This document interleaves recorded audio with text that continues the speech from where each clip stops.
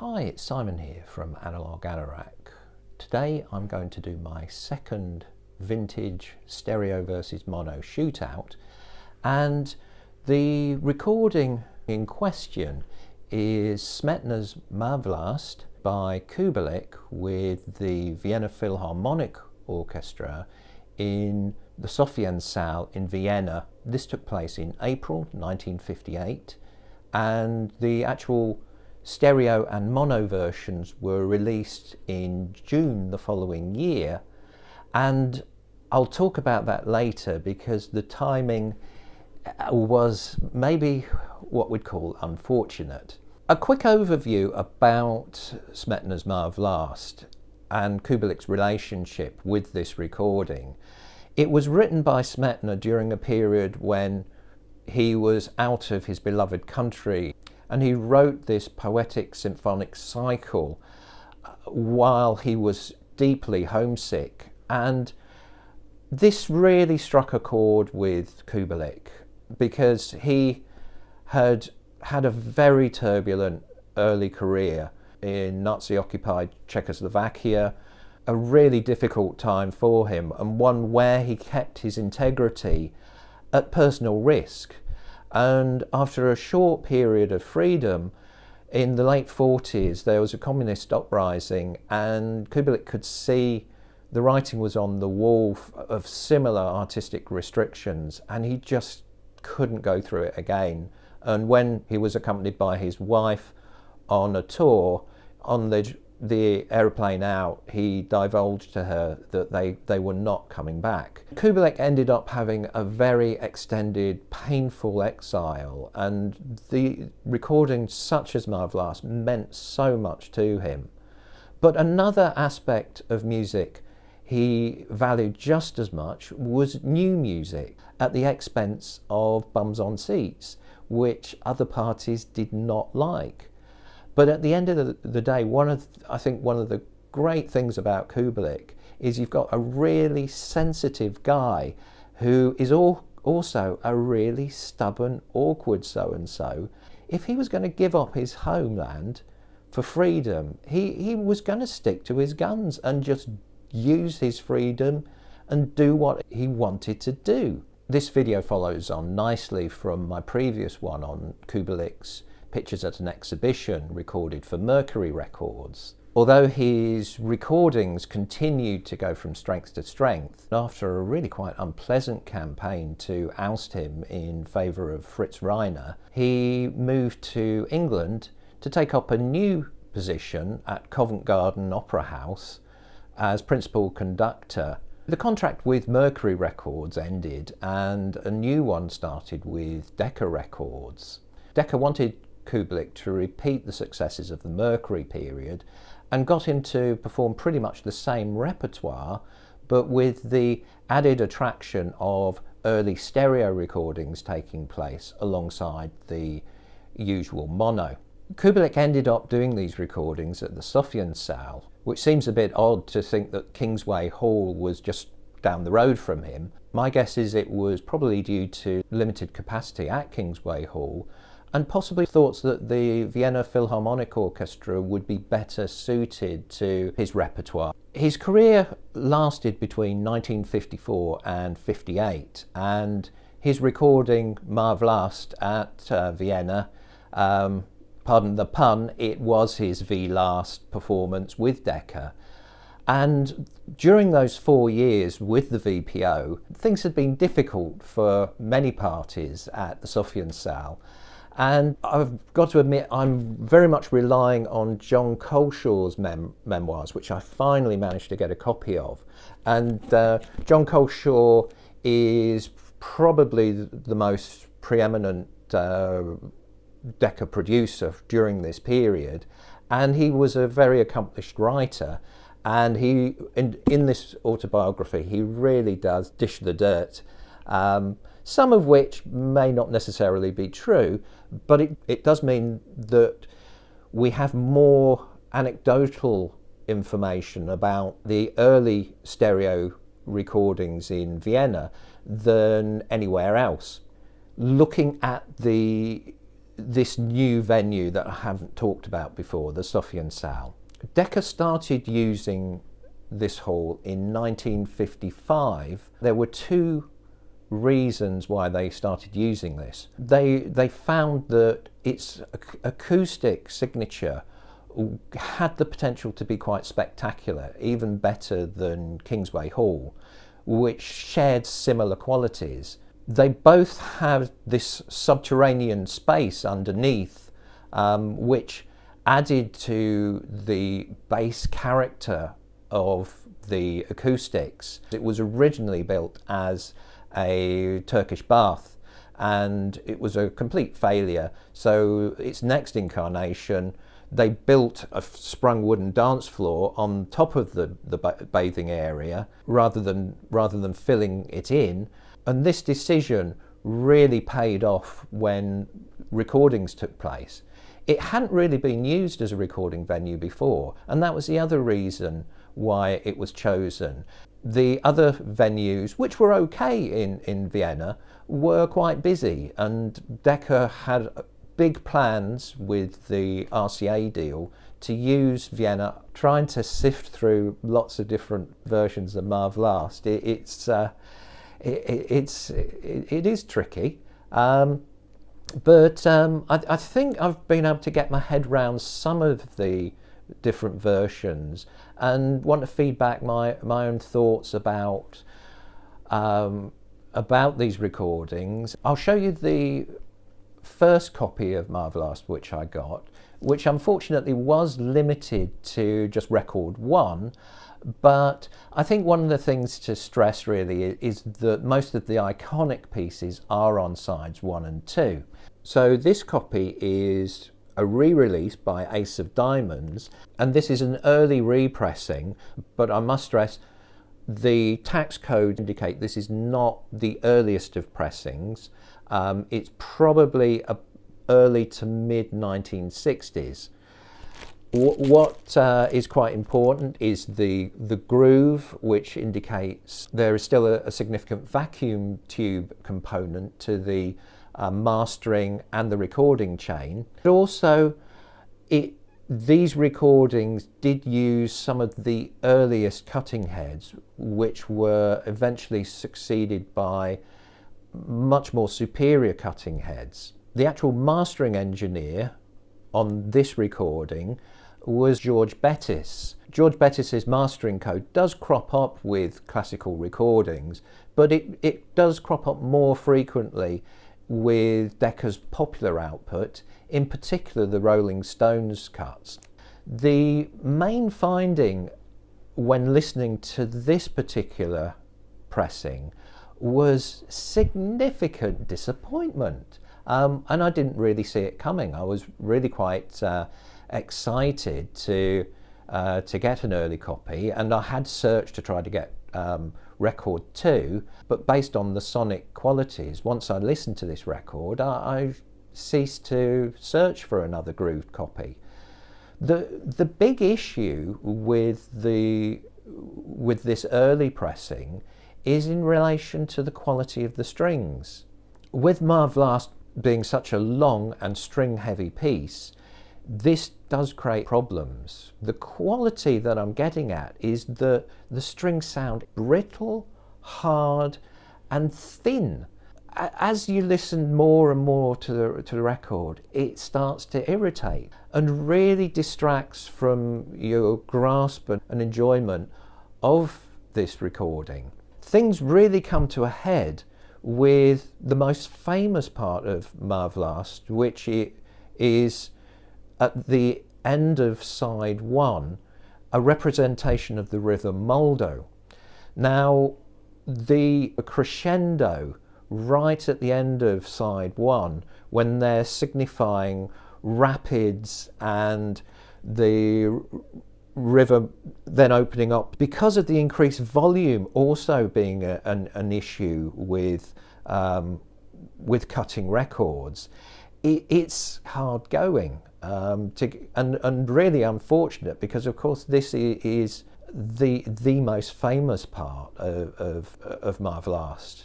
There still is plenty to enjoy. On side 2, there's a piece called Sarka, which is kind of, seems like Czechoslovakia's version of Xena Warrior Princess, which is great. It's really passionate and exciting. I have mixed feelings about this recording, but I wanted to explore further. So one of the things I did was to track down a full mono set from a similar period.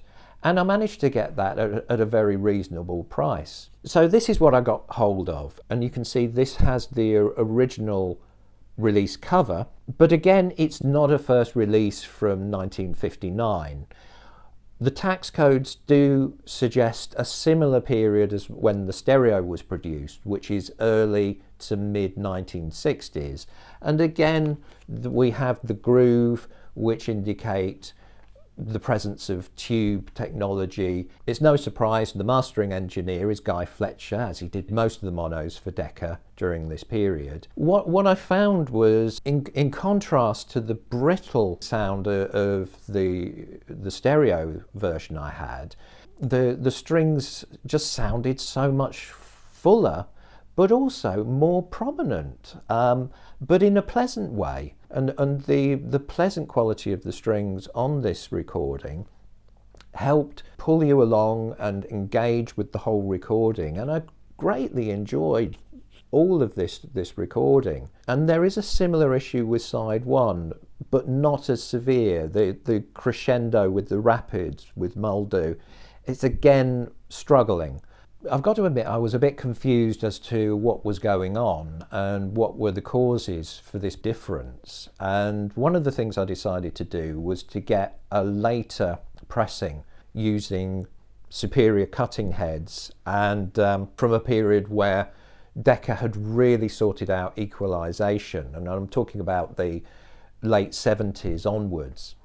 So I managed to get this double album. It's a budget release, ironically mastered by Guy Fletcher again, because when Decca completely ended mono recordings, he went over to stereo, and some of his recordings from this period are exceptionally good. What I have found with this recording is that the strings are much less of an issue. It's still not a perfect recording, but it is a much more consistent, better listen. I think the most satisfactory sides are sides 3 and 4, but this does suggest that there is something going on, partly to do with cutting technology.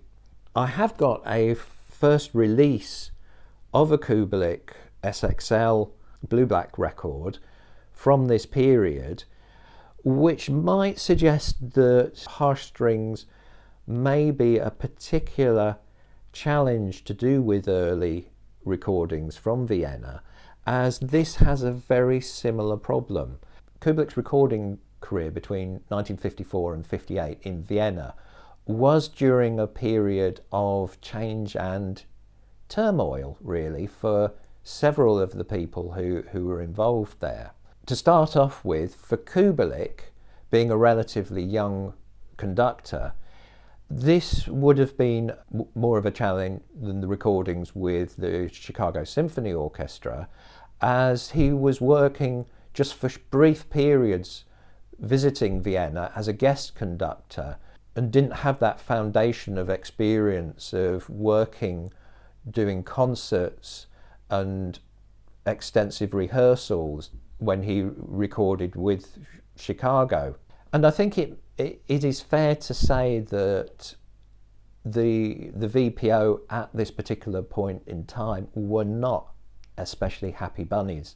They were dealing with quite a lot of change for a relatively conservative orchestra. They'd lost their familiar long-term Decca producer, Victor Olof, who had resigned with his assistant producer and gone to EMI suddenly, leading to John Culshaw having to drop everything in Paris and go over and take over the recordings. And they'd also lost most of the familiar faces from the Decca engineers as well. And instead, they had 3 unfamiliar and young new faces, with John Culshaw and Jimmy Brown on stereo engineering and Gordon Parry on mono. The VPO also were not happy with the move to the Sofiensaal. In the early stages, what they noticed was this was a less convenient location, and it was also, I think, a bit embarrassing with them asking, "You want us to play in a dance hall?"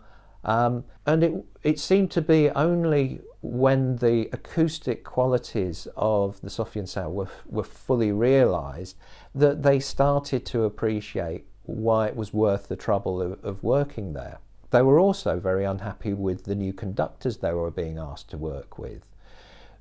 Culshaw said that their favourite conductors always tended to be German, and most of whom were by that point either dead or close to death. And instead there was a new bunch of conductors coming in, some of whom they really didn't take to at all, and this included Kubelik. The type of conductor they preferred in style tended to be quite an assertive autocrat style of conductor. It was interesting that when there was a brief appearance of Kubelik's kind of nemesis, Fritz Reiner,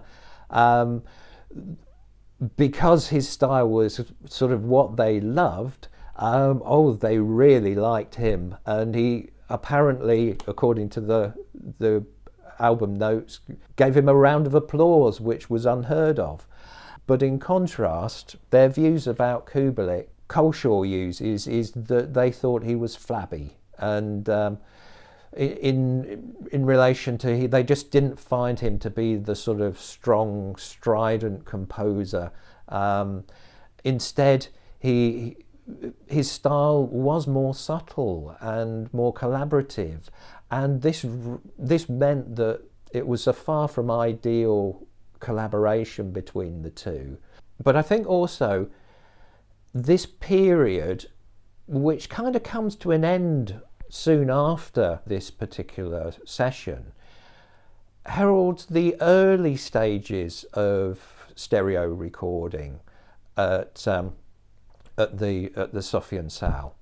And I think Jimmy Brown had his work cut out for him. The two teams, the mono and the stereo teams, worked quite far apart at this particular point in time. Jimmy Brown, for this recording, at least did have a producer, an assistant producer relatively new to the job, called Eric Smith, who actually was the son of the conductor Schmidt Ischerstadt, who recorded later for Decca as well. Although Jimmy Brown had a wealth of experience as Roy Wallace's apprentice during the early Geneva stereo recordings, he kind of got lumbered with a different Decca tree. The second year, when Wallace produced his second Decca tree, he was tasked by Ken Wilkinson to use a different microphone, the M50 omnidirectional, which meant that also wooden partitions had to be put up on the tree to preserve the stereo image and stop all the sounds bleeding into all of the microphones. And I think this would have made Jimmy Brown's wealth of previous experience quite limited, because he was working with a Decca tree with different qualities. Fortunately, some of the stereo recordings from this period are very good, but these sort of things may be contributing to the variability in quality of performance and quality of sound. The other thing to stress, which may be linked with why I just found the mono version better, is the people involved with the mono side were very much the A-team. So you had the wealth of experience of John Culshaw combined with Gordon Parry. Gordon Parry is just one of the legends. His particular USP is his additional knowledge and grasp of classical music, which he absolutely loved. Some of the Decca staff were really quite funny about this and suspicious. and worried that his enthusiasm would mean that he'd get distracted and not do a good recording job. But when I listened to Parry's mono and stereo recordings, they're exceptional. They do have different qualities, encapsulating his enthusiasm. Michael Gray has written that where Ken Wilkinson has a quite distant analytical quality encapsulating the whole venue, you very much get the youthful enthusiasm of a Gordon Parry, who you would think when he went to a concert, you could guess that he wanted to get right to the front and get involved in the music, and that's what you hear from his recordings, mono and stereo. So I think the stereo team at this point in time were working at a disadvantage compared with the consistent, excellent quality of stereo that was achieved at a similar time in Geneva and London. And I do suspect that if Kubelik had been recording at Kingsway Hall, Ma Vlast would have been a stunner. I think from the artistic side, it's very strong, but from the sonic perspective, it's kind of good, but not an all-time Decca classic.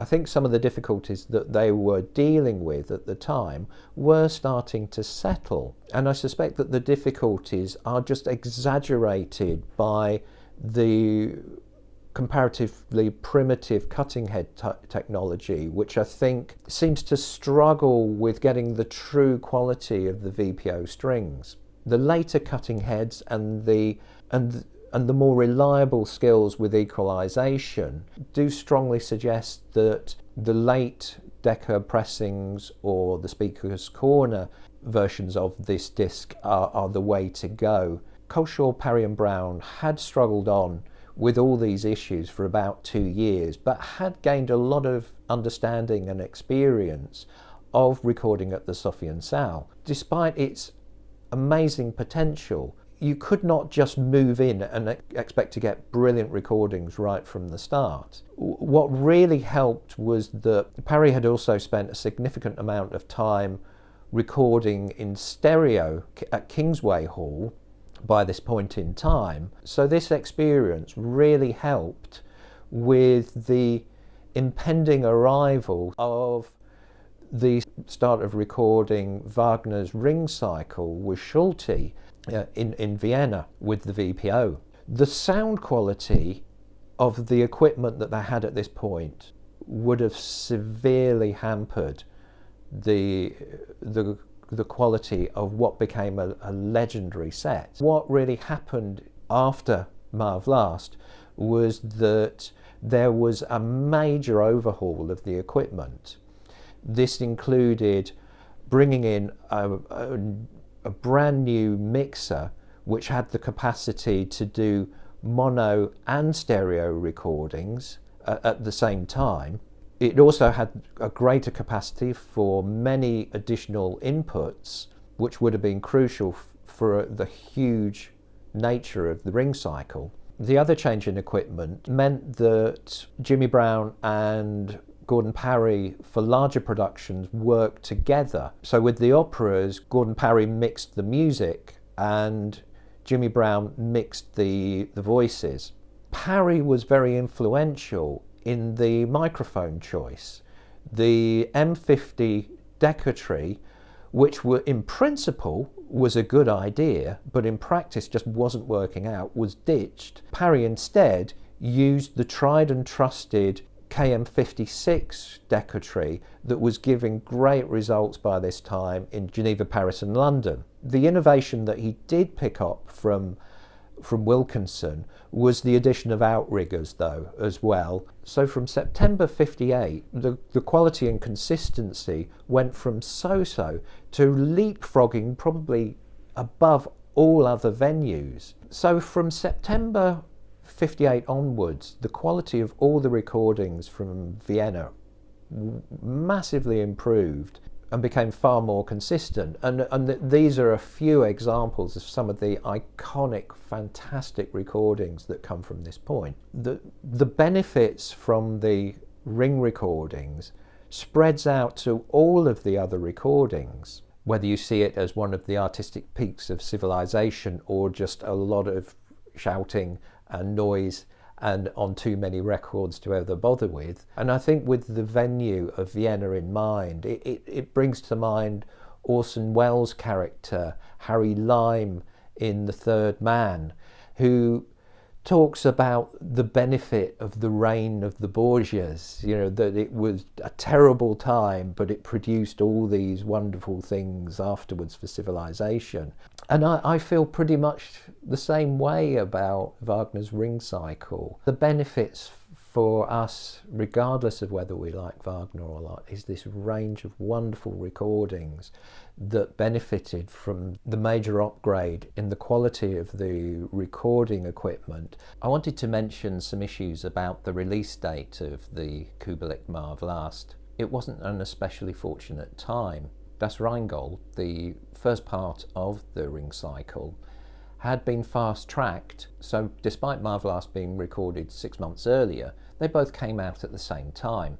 The Wagner Ring Cycle got a lot of publicity and did overshadow Ma Vlast. Also, the big upgrade with the recording quality did mean that from a sonic perspective, the Wagner cycle did outshine the Smetana quite a bit. I think in some ways the challenges of record 1, Ma Vlast, is reminiscent of the difficulties Decca experienced with the Monteur, Daphnis and Chloe. The number and duration of the tracks doesn't fit neatly into the limitations of pressing records, particularly those done with early cutting heads.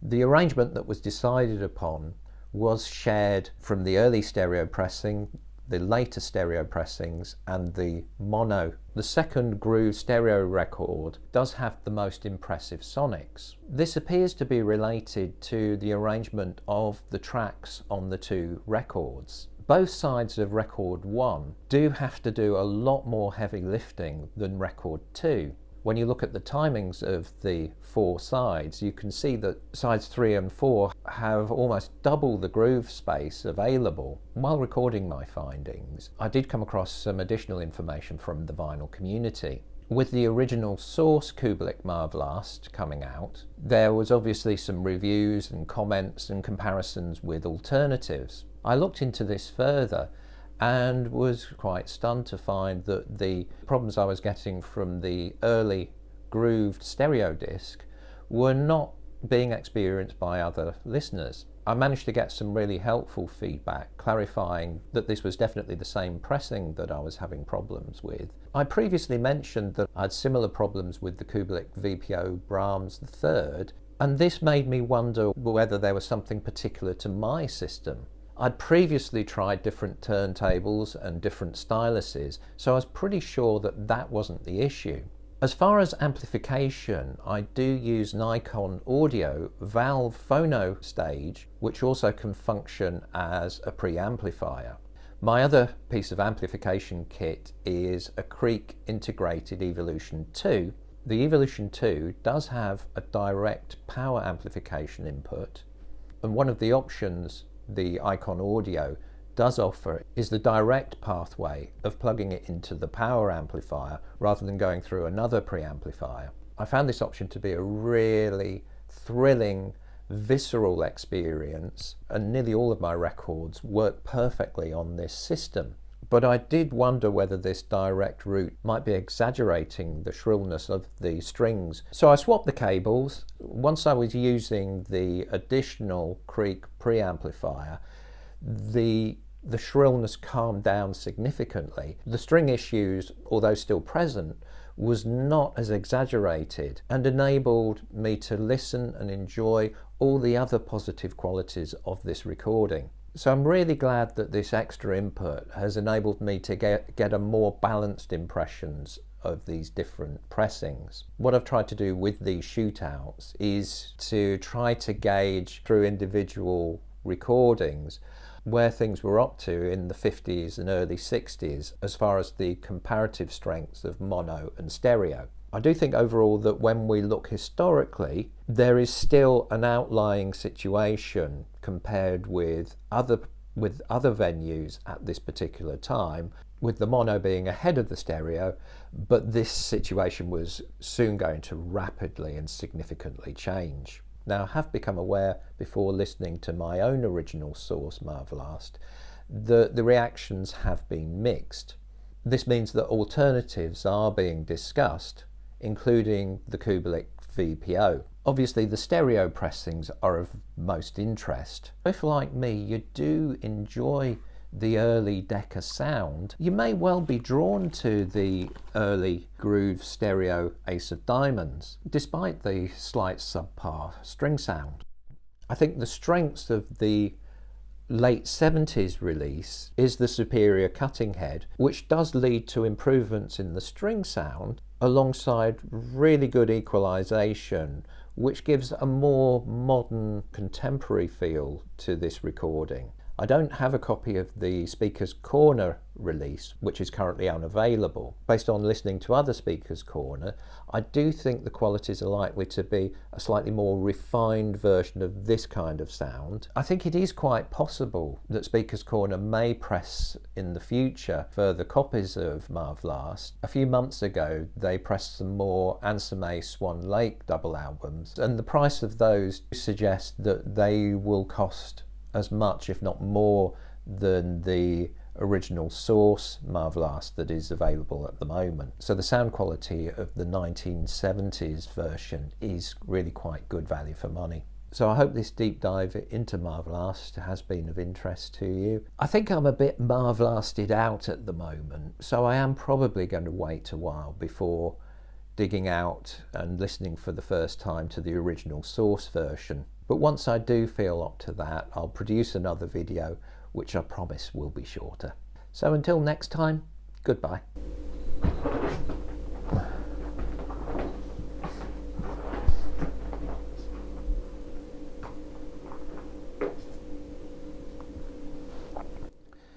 Now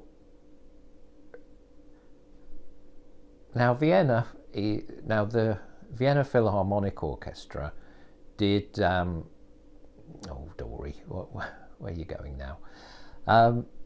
So